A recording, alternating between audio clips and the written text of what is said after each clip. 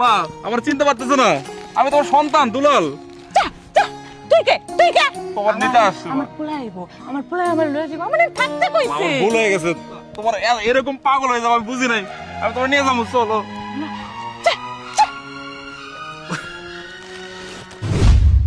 কি ব্যাপার এখন মামা বলে চেঁচাচ্ছ কেন? খুব না বলে আসছিলে আমি আমার মাকে নিতে যাচ্ছি, তোমার মা তো তোমাকে চিনতেই পারলো না, না চিনেই চলে গেল। আজকের পর থেকে এই মামা করা বন্ধ করো, ওই বুড়িটা রাস্তায় পড়ে মর। চলো তো এখান থেকে। এই চুপ থাকো তুমি। তোমার কথা শুনে মাকে এখানে রেখে গেছি, এখন মা কুত্তার সাথে খাবার খায়, রাস্তার খাবার খায় তোমার জন্য। বাবা মারা যাওয়ার পর দিনের পর দিন নির্যাতন করছো। আমি ভাবছিলাম তোমার এই বুদ্ধিটা শুনলে অন্তত পক্ষে শান্তি পাবে। মা এখনো বিশ্বাস করে আছে যে আমি তাকে নিতে আসবো, কিন্তু মা নিজেও জানে না মা লাইফ থেকে কত বছর চলে গেছে। এত কিছুর পরেও যদি তোমার সাথে আমি সংসার করি, আমি নিজেকে কখনো মাফ করতে পারবো না। আমি তোমার সাথে সংসার করতে পারবো না।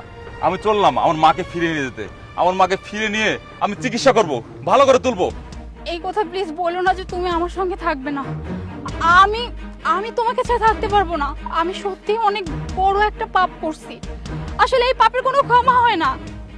আমি তোমার মার সাথে কি কাজটা করলাম, সে এখন রাস্তায় রাস্তায় ভেবে ঘুরে বেড়াচ্ছে, রাস্তার পচা খাবার খাইতেছে, অথচ একটাবার আমি চিন্তাই করি না যে এটা তোমার মা।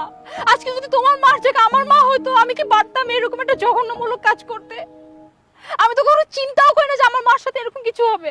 আর সেইখানে আমি আমার তোমার মাকে এইভাবে রাস্তায় ফেলে দিছি। কতটা বছর না জানো ওই মানুষটা কত কিছু সহ্য করে এখনো বেঁচে আছে, আর তার মধ্যে এখনো সেই আশা আছে যে তার সন্তান তাকে নিতে আসবে। আসলে আমি যেটা করছি সেটা আসলে কোনো ক্ষমা হয় না। আমি জানি না আমি এই জীবনে ক্ষমা পাবো কিনা।